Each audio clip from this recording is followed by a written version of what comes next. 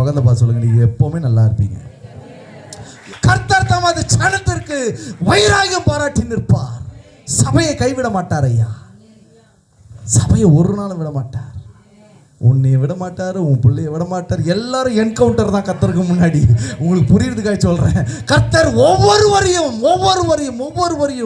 அந்தந்த நேரத்தில் போய் பிடிப்பார். நம்ம யாரெல்லாம் உதாசீனப்படுத்தி அசட்டை செய்து ஒதுக்கி, நீ வேணவே வேணாம், எப்பா நீ என்ன பெரிய ஆளா, அவர் அம்மா நீங்கள் வந்துடுவியா, இல்லை அப்படி வந்துடுவியா, நீங்கள் யார் அசட்டியாக நினைக்கிறீங்களோ அவங்க பக்கத்தில் போய் நிற்பார்.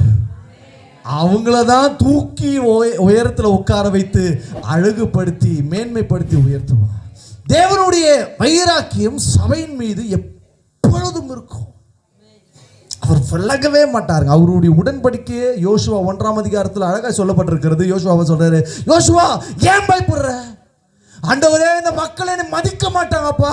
மோசையை பார்த்து வியந்து வியந்து வியந்து வியந்து பார்த்த இதே ஜனங்கள் என்னை ஏற்றுக்கொள்வார்களா?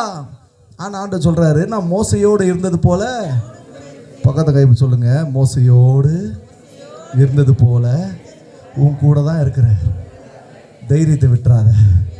ஹல்லேலூயா. நான் உன்னை கைவிட மாட்டேன், உன்னை விட்டு. வேதம் சொல்லுகிறது, தமது சனத்துக்காக அவர் வைராகியம் பாராட்டுவார். ஆண்டவர் எனக்கு சொல்லி அனுப்பின வார்த்தை, என் பிள்ளைகளுக்காக, என் ஜனங்களுக்காக, என் ரத்தத்தினால் கழுவப்பட்டு பிதாவுக்கு முன்பதாக ஆராதித்துக் கொண்டிருக்கிற என் ஜனத்திற்காக நான் இன்றளவும் நான் வைராகியம் பாராட்டுகிறேன். ஆனால் பல நேரங்களிலே நாம் தேவனுடைய வைராகியத்தை பார்க்கிறோமான்னு பார்த்தா அங்கதான் மிஸ்டேக் ஆகுது.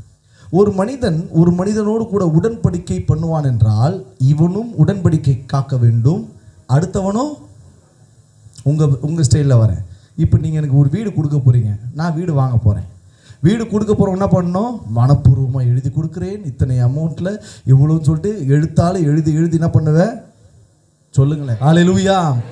அவர்களும் உடன்படிக்கை செய்திருப்பார்கள், இவர்களும் உடன்படிக்கை செய்திருப்பார்கள். இதனுடைய கான்ட்ராக்டினுடைய முழு உறுதியான தன்மை என்பது அந்த பத்திரம்.